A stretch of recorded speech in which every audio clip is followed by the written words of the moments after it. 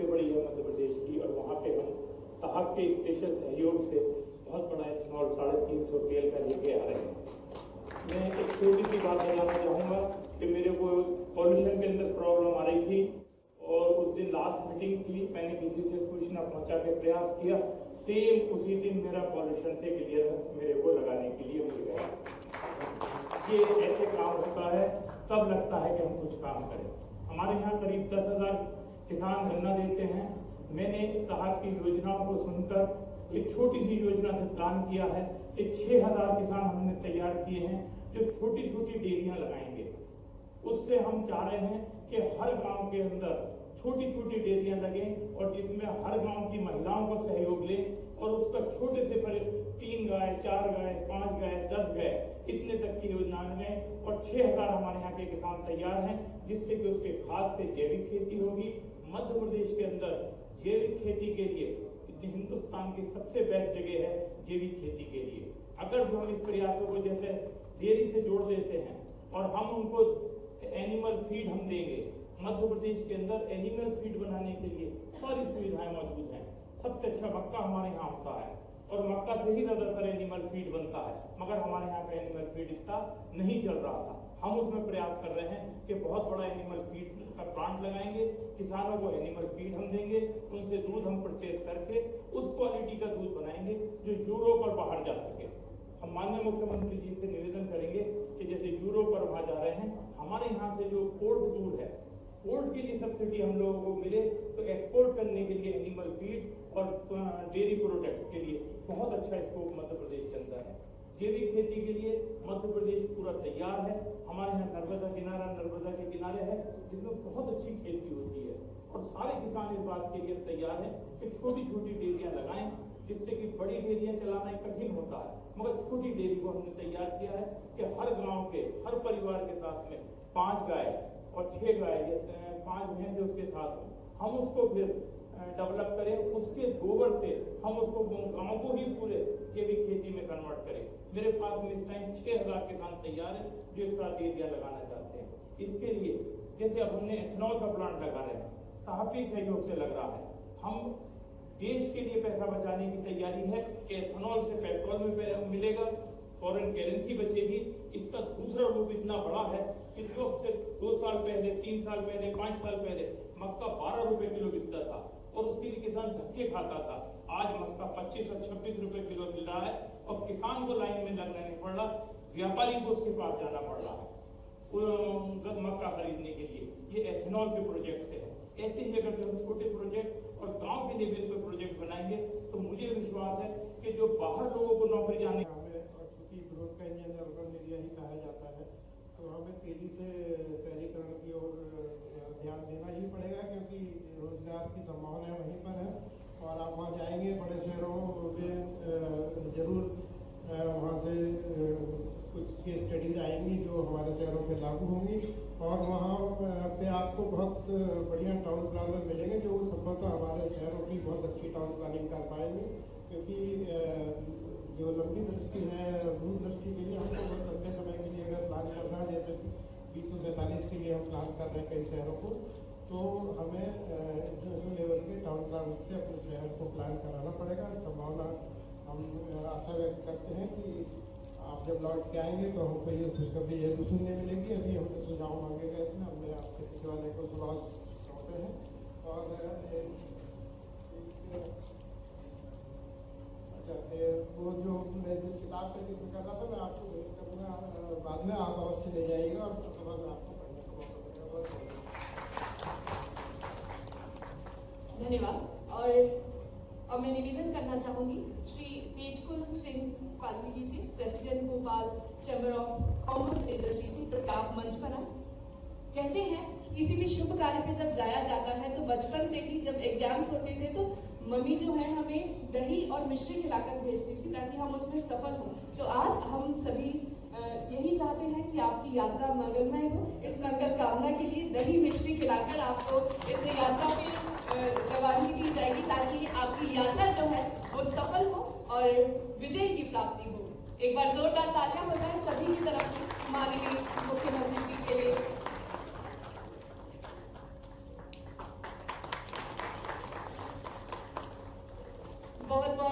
धन्यवाद। और चूंकि मुंह मीठा हो चुका है तो अब मैं चाहूंगी आपको जोरदार तालियों से भारत माता जी के घोष के साथ भारत माता की जय, इसी घोष के साथ मैं माननीय मुख्यमंत्री जी को उनके उद्बोधन के लिए आमंत्रित करती हूँ। जोरदार तालियां हो जाए।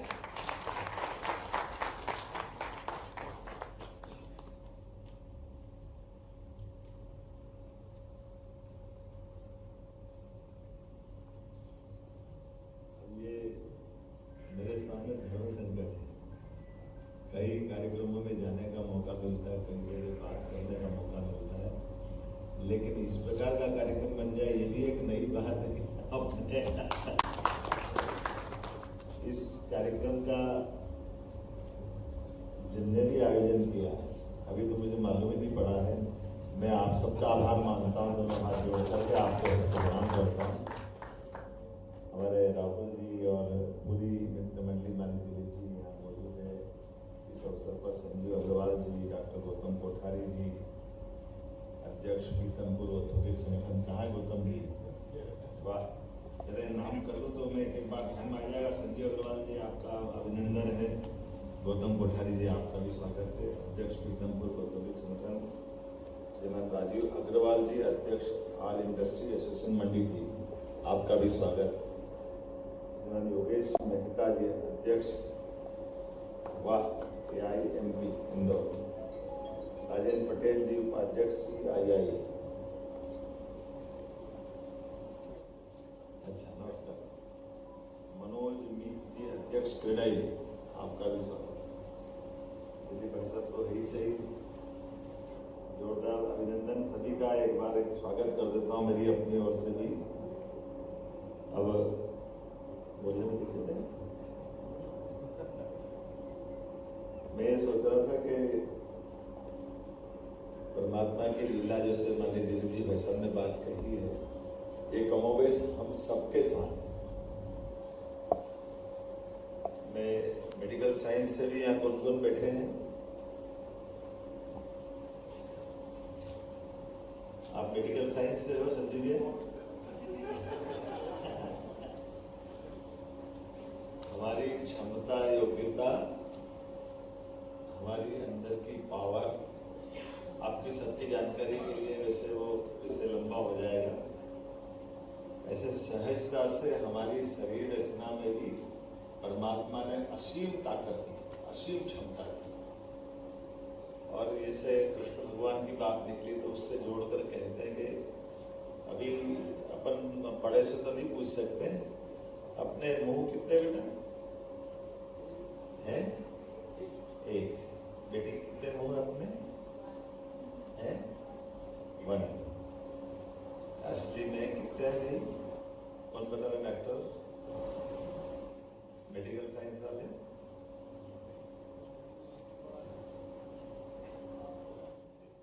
हैं? नहीं, मैंने प्रश्न करा, मैं तो उत्तर दूंगा ही सही। असली में हमारे मुंह की बात मैंने निकाली। हमारे 2 मुंह तो वैसे ही दिखते हैं। तो माँ की पेट में गर्भनाल से हमारा पिंड बढ़ता है। जैसे हमारा जन्म होता तो उस मुंह को बंद कर दिया जाता है। सारी शरीर की नस नाड़ी, पूरी सिस्टम जो यहाँ से चलती है, वो अपने गर्भनाल से पूरी दूर हो सकती है। इसलिए मेडिकल साइंस वाले से अगर बात करूँ कि आपको बाईपास करना है तो नस निकालते हैं, वो जान से काट के निकाल देते हैं। ऐसे ही करते ना, वहां से निकालते हैं। हाँ, आप कुछ बोल रहे? तो मैं ये बताना चाह रहा था कि वो जो जब हमारा इससे इस मुंह से शरीर चलता है तो वो नस नाड़ी के अंदर एक सिस्टम बना रहता है। लेकिन जैसे अपन बाहर आते तो उसकी गठान लगा करके उसको बंद करके इससे चालू करते हैं। तो रोने से, बच्चे के रोने से चालू कराते हैं, तो उसके बाद मालूम पड़ता है कि हाँ इसका फंक्शन पूरा चालू हो गया। तो वो नस जो रखी रहती है वो धीरे धीरे शरीर के साथ छोटी नहीं होती, वो फैलते फैलते फैलते बढ़ती जाती है। और वो समान रूप से वही काम करती है। जैसे जब अपना ये मुंह से चालू होता तो हमारा ब्लड का, ऑक्सीजन का क्रम चालू करना कराना। लेकिन अभी मैं कह रहा हूँ 2 मुंह आप बता रहा हूँ, मैं 2 से आगे बढ़ा रहा हूँ। 2 से भी कई मुंह है। वो कैसे है? कौन बताया? अरे बहुत सरल है, ज्यादा कठिन नहीं बोल रहा। आपको स्लाइन चढ़ा के कहां से इंजेक्ट करते हैं? कहीं से भी इंजेक्शन देते कि नहीं देते? अब शरीर में जाता कि नहीं जाता लिक्विड? तो आपके कितने मुंह हो गए? तो रावण के तो 10 थे, अपन कितना लेके पैदा हुए? ये हमारी क्षमता योग्यता का मैंने इसलिए बात कही कि जब अर्जुन भगवान कृष्ण से प्रश्न कर रहा था तो उन्होंने कहा आप मेरे को कुछ भी समझा रहे हो लेकिन मेरे को समझ में नहीं आ रही, क्योंकि आप बोल ही रहे हो चेहरे से और बोलते बोलते मेरे को कन्विंस कर रहे हो, मेरे को कुछ दिखना भी चाहिए जो आप कह रहे हो इसका अगला पिछला क्या है। तो जब उन्होंने प्रश्न कर दिया कि मैं हर युग में रहा हूं, हर समय रहा हूं, बोलते बोलते भगवान कृष्ण बोल गए ये सूर्य से भी पहले मैं हूँ, उसके भी पहले हूँ। तो उन्होंने कहा कहां से हो? अभी तो आपकी उम्र दिख रही है और ये आप कहां से हो, ऐसे बताओ। तो फिर उन्होंने अपना विराट रूप जब बताया तो विराट रूप हम सबको बाद वाला याद है। पहले वाला विराट रूप देखोगे तो उसका वो एकदम भयानक डरावना, जैसे आप अपन कल्पना करो अपने माइक्रोस्कोप लगा दे आपकी स्क्रीन पे तो आपका रोम रोम से शरीर सांस लेता दिखाई देगा। ये सेंसेशन आपका चेक करता है डॉक्टर, मरने वाला जो सिस्टम रहता है। तो 5 प्राण है, 5 उप प्राण है और उप प्राण को अलग अलग ढंग से देखता है। एक बार आंख खुली रह गई, मुंह खुला रह गया, ऐसे 5 तरह से प्राण के उप दरवाजे। 5 प्राण मेन है, 5 सहायक प्राण है। तो वो सेंसेशन चला गया, ये भी एक तरीका। तो रोम रोम से हम सांस ले रहे। अभी कोविड के काल में जैसे आपने सबने देखा ही है कि हमारे बीच में से केवल हार्ट फेल हो गया ऐसा नहीं, केवल ब्रेन चला गया ऐसा नहीं, लंग्स फेल होगा उससे भी मर रहे। और ये हॉस्पिटल वाले तो परेशान थे, बात करते करते मर गए। तो ये समझ में नहीं आया बात करते करते कैसे मरेगा। तो बात करते करते ऐसे ही मर गए क्योंकि उसका लंग्स चला गया। ये भी जान लेने का कारण है क्योंकि बाद में ऑक्सीजन नहीं ले पा रहा था। ये नई प्रकार का हमारा परिचय था। तो ये जो 5 प्राण है, एक प्राण अपना हार्ट का है, दूसरा हार्ट से लेके कंठ के बीच में का, कंठ से तीसरा शरीर अपना ब्रेन का, और एक हार्ट से नाभि तक का और नाभि से नीचे तक का। ये 4 तो बता ही दिए और 5वां घूमता है पूरे शरीर में।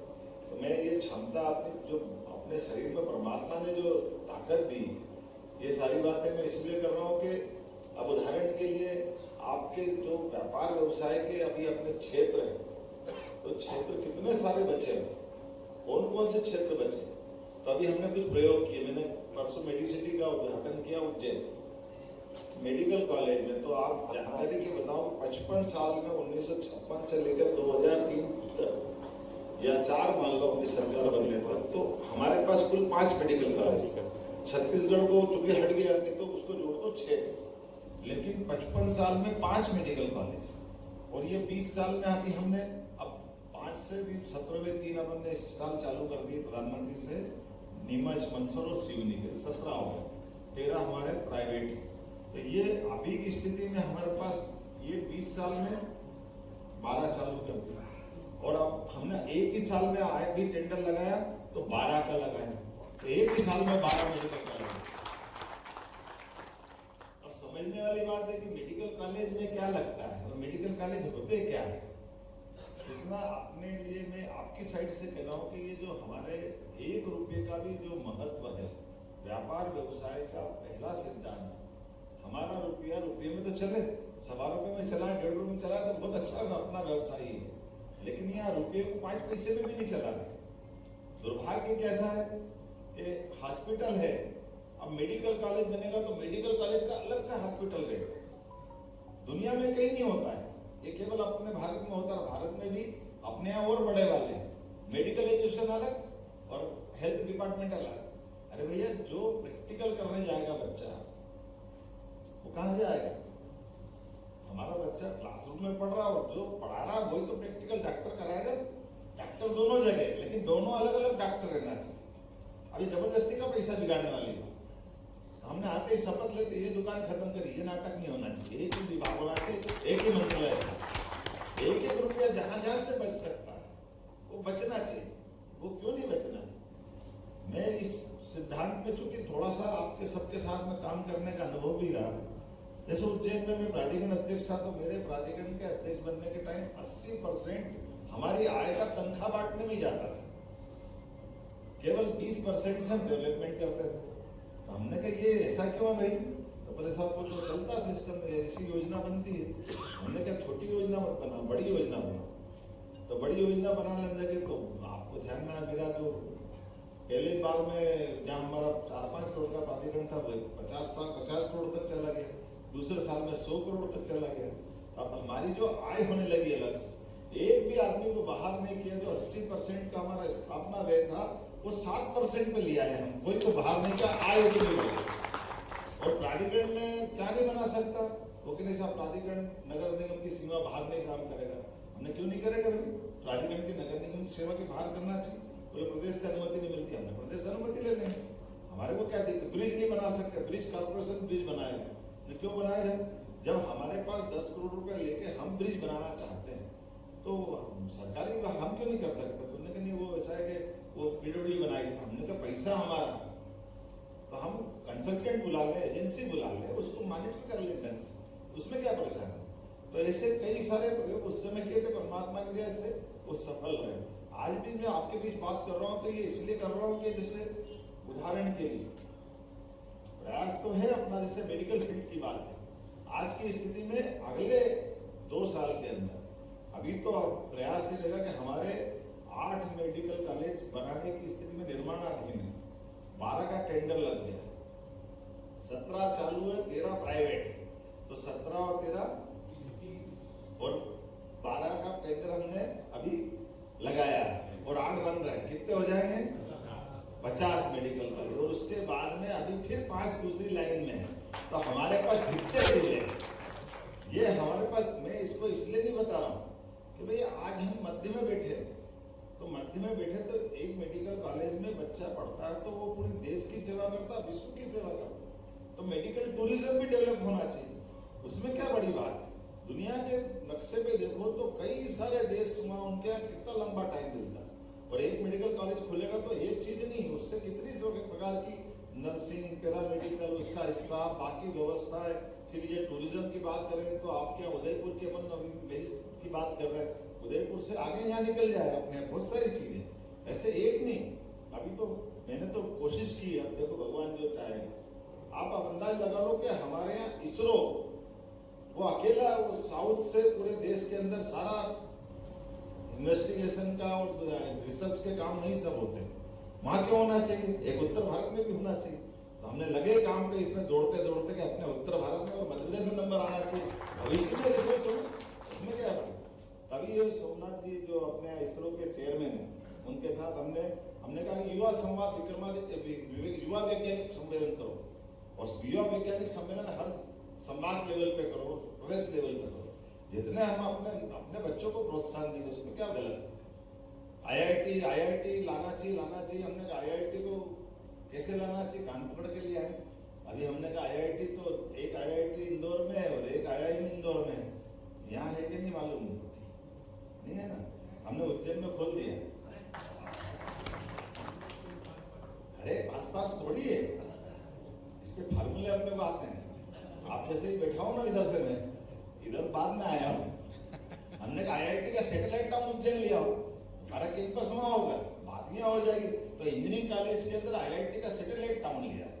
तो ये जो नई संभावना दिख रही है, इस पर काम कर सकते हैं। इसी प्रकार से औद्योगिक क्षेत्र में भी अभी एग्रीकल्चर ग्रोथ रेट की बात आ रही है। एग्रीकल्चर ग्रोथ रेट अपनी जगह, जैसे दूध की बात है तो दूध की बात भी उसी प्रकार से है। दूध के अंदर इतनी संभावना है, लेकिन ये दूध वाले मामले में भी हमको बड़ा मन करके चलना पड़ रहा है। अभी उदाहरण के लिए स्वच्छता की बात है तो बड़ा मजाक में आज सुबह गौशाला आपने भोपाल की पहचान अलग टाइप की थी ना, हमें थोड़ी गौशाला का तो, लेकिन गौशाला बनाए तो मैं आपकी जानकारी के लिए बताऊं, पूरे देश के अंदर सबसे स्वच्छ राजधानी का दर्जा है भोपाल का। आमतौर ये भोपाल का, लेकिन इसको स्वच्छ को और स्वच्छ रखने में असुविधा क्या आती है? पशुपालन से आती है, आवारा पशु से आती है, यही है ना। अब हम क्या करते हैं, वो पशु को छोड़ के मशीन बड़ी बड़ी ला रहे हैं साफ करने के लिए। जानवर वही है, अब तुम कितना भी साफ कर दो, उससे होना क्या है? तो हमारी एक एक मशीन को करोड़ों रुपए की है। तो बेहतर हुआ, उससे हमने क्या करा, उल्टा कर दिया कि जमीन ढूंढो अच्छी सी और 15 करोड़ में 10,000 गाय रखने की व्यवस्था कर दी। 10,000 गौशाला अपन ने आज ही भूमि पूजन किया। 15 ऐसा कितना सा लग रहा है, लेकिन उसका फायदा क्या है? उसका फायदा है कि तो सीएनजी से लेकर बहुत सारी चीज, गोबर से लेकर गौमूत्र तक सब उत्पादन। सबसे बड़ी बात सफाई की, और उससे बड़ी बात इनकी आजकल खेती छोटी छोटी हो गई और पूरा खेत उनने कर लिया तैयार। तो ऐसे में उनके अपने जानवर को रखने की जगह नहीं। तो सरकार का काम क्या है? सरकार का काम ये कि ऐसी जो ऐसा परेशानी, जिस परेशानी में समाज कठिनाई महसूस कर रहा है, तो सरकार की छतरी चाहिए ना, सरकार को मदद करना चाहिए। मैंने ये सब बातें इसलिए की कि आज अपन विदेश में भी जा रहा हूँ तो मेरा कोई घूमने का मूड नहीं, आपके जैसे ही मूड है कि हमारे प्रदेश को लाभ कैसे मिले, उसके लिए क्या क्या आवश्यकता वो सब करो। हमारे यहाँ उदाहरण के लिए अतीत के काल से मुझे ध्यान में आता है, रूप कोमनानी जी के साथ में 2007 में मुझे इस्कान इंटरनेशनल द्वारा 1 लाख का पुरस्कार दिया था 2007 में उज्जैन के डेवलपमेंट को लेकर। तो मैं लंदन में टेम्स नदी के किनारे जा रहा था, एक अच्छा हट्टा कट्टा अंग्रेज वायलिन बजा करके टोपी उल्टी करके पैसे मांग रहा था। तो मैं उसके सामने से निकला, रूप जी मेरे साथ थे, हम बात करते करते जा रहे थे। अब मैं थोड़ा आगे चला गया, फिर मेरा दिमाग आया तो मैं वापस आया और उसको मैंने अपनी तरफ से $1 डाल दिया। रूप कोमनानी जी बहुत नाराज हो रहे थे, अरे क्या है तुम कैसे करते हो, वो सारा हट्टा कट्टा फोकट का पैसा चला गया और तुम्हारे पास पैसे की कदर नहीं। तो मैंने कहा भाई साहब मेरे मन में संतोष को इसलिए दे दी। बोले तुमको संतोष क्यों हुआ? मैंने संतोष इसलिए किया कि ये अंग्रेज 250 साल तक हमसे लूटते ये साले और आज भी आप पेट के भीख मांग रहा है, तो मुझे दे के आनंद आ रहा है, इसलिए दे रहा। मेरा देश ऐसा देने वाला सक्षम बने। मन का भाव है, अपने मन में पीड़ा थी कि हमारे पास एक अवसर आया है, तो भगवान की दया से यहाँ क्षमता योग्यता की कमी थोड़ी है। देखो उसका, मैं तो उस भाव का उदाहरण अभी आपने समसामयिक कर दिया। जोरदार अभिनंदन माननीय मोदी जी के लिए, जोरदार तालियां बजा दी। अब मैं 2007 की बात कर रहा हूँ, 2013 तक देश की पोजीशन कहाँ थी मुझे नहीं मालूम, लेकिन ये तो मालूम है कि 2014 में हमारे देश की पोजीशन 11वें नंबर पे थी, और 11वें नंबर से केवल 10 साल के अंदर वो जो 250 साल लूट के गया, आप बताओ दोनों बात बराबर। अपने इंग्लैंड को पीछे छोड़ दिया कि छोड़ दिया, वो 6ठे नंबर पे और 5वें नंबर पे, तो अपने टोपी में आपने सामने डाल दी कि नहीं डाल दी? अपनी क्षमता बढ़ गई कि नहीं बढ़ गई इस देश की? अब ये जो नंबर अगला तो इधर ही है जिधर अपन चल रहा है, जर्मनी के नंबर है। तो मैं ऐसा करने नहीं जा रहा हूँ, लेकिन मन में संतोष तो है कि हमारे यहाँ क्षमता, योग्यता, टैलेंट की कोई कमी नहीं। इसीलिए अब खेती की बात आई, दूध की बात आई, गौशाला की बात आई। अब बल्कि मौका तो ये बढ़ना चाहिए कि हमारे उद्योगपति, जैसे इथेनॉल का आपने बताया, आपने बहुत अच्छी बात करी, 6000 किसानों को बात की। आय बढ़ाने के लिए ये भी हो सकता है कि हम पूरा का पूरे गांव के लोगों की जमीन को अपन किराए पे लें, और उनकी जो आमदनी है, मान लो वो अपने पूरी आमदनी से 1 बीघा से 10,000 की आमदनी निकालते हैं, ढंग से अपन खेती करें तो मैं गारंटी दे सकता हूँ कि 1 लाख रुपए बीघा निकाल सकते हैं, उसमें कोई तकलीफ नहीं। उसमें उसको भी जोड़ सकते हैं, बाकी भी जोड़ सकते हैं। जैसे 2-3 चीजें को उदाहरण देना चाहूँ। हमारे यहाँ आज भी 1 बीघा के अंदर 1 एकड़ की बात कर लो तो 1 एकड़ में केवल 10 कुंटल सोयाबीन होती है, इतनी है। लेकिन ब्राजील, इजराइल, इनके 1 एकड़ में 50 कुंटल वो निकालते हैं। अब बताओ कहां हमारे यहाँ कितना निकाल रहे हैं? और अभी तो और आगे की बात भी कर सकते हैं, ये तो कम से कम बताइए। कई तो अच्छी टेक्नोलॉजी से 1 बीघा में 30-30 कुंटल निकाल रहे हैं।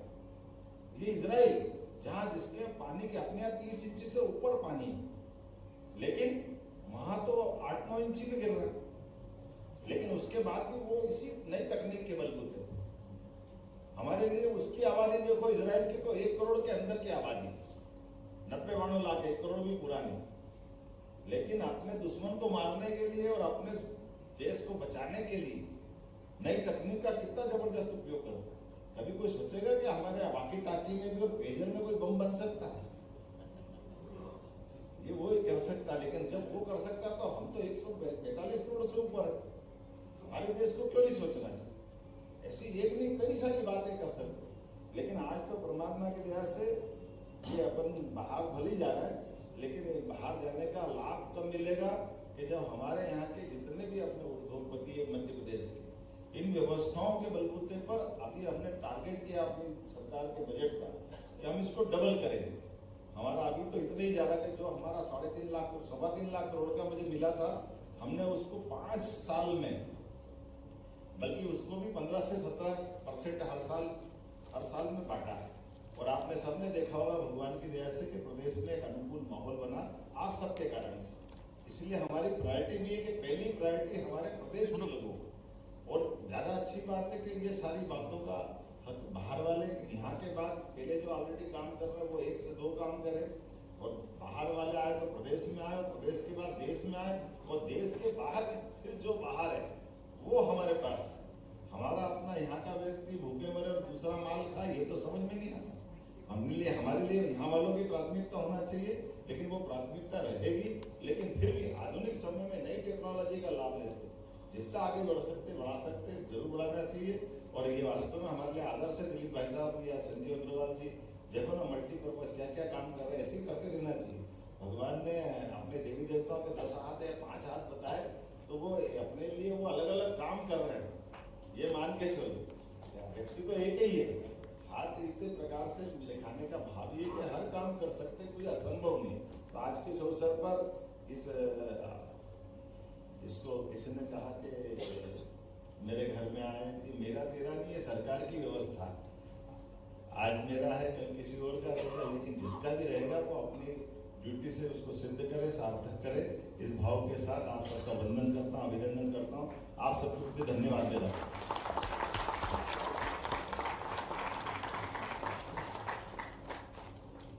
बहुत बहुत धन्यवाद माननीय। 2 प्रयोजन जिस कारण आज ये समूह यहाँ पर एकत्रित हुआ है। प्रथम, आपकी विदेश यात्रा के लिए ढेर सारी मंगल कामनाएं, और दूसरा उससे भी महत्वपूर्ण कदम जो आपने मध्य प्रदेश को विकसित मध्य प्रदेश और ग्लोबल इन्वेस्टर समिट 2025 के आयोजन के लिए चयनित किया।